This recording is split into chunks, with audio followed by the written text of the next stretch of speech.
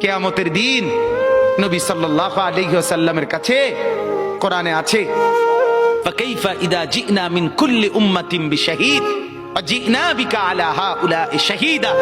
নবীকে বলছে আল্লাহ, বন্ধু আপনার উম্মতের প্রত্যেকের আমলনামা আমি আপনার হাতে দেখাবো, আপনার হাতে, আপনার সামনে পেশ করব, আপনি দেখে কথা বলবেন আমার কাছে। সুপারিশ আপনি কইরেন, মানা নাই, কিন্তু আপনি দেখা করবেন। রাসূলুল্লাহ সাল্লাল্লাহু আলাইহি ওয়াসাল্লাম যদি হাসরের ময়দানে এরকম আমলনামা খুলে উল্টায় আর পৃষ্ঠার পর পৃষ্ঠা দেখে ফজর নাই, জোহর নাই, আসর নাই, মাগরিব নাই, ইশা নাই, শনিবার রবিবার, মদ জুয়া, অবৈধ উপার্জন, গান বাদ্য, নাটক, সিনেমা, জিনা, ব্যভিচার, বেহায়া, বেপর্দা সব উল্টায়। আল্লাহর নবী সাল্লাল্লাহু আলাইহি সাল্লাম তখন বলবে, উম্মত কি এটা? উম্মত আমার 23 বছরের এত চোখের পানির কথা একবারও মনে হয় নাই, কি আনছো এটা আমারে?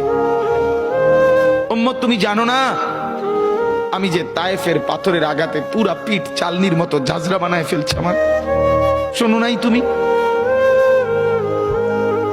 আমারে যে উহুদের ময়দানে দান দান শহীদ করে রক্তাক্ত করছে, তুমি শোনো নাই?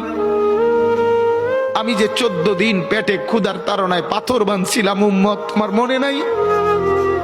একবারও শোনো নাই আমার ক্ষুধার কষ্ট, আমার পিঠের ব্যথা, আমার দাঁতের ব্যথা, আমার কাঁধে 2টা কড়া ঢুকে গেছে উম্মত।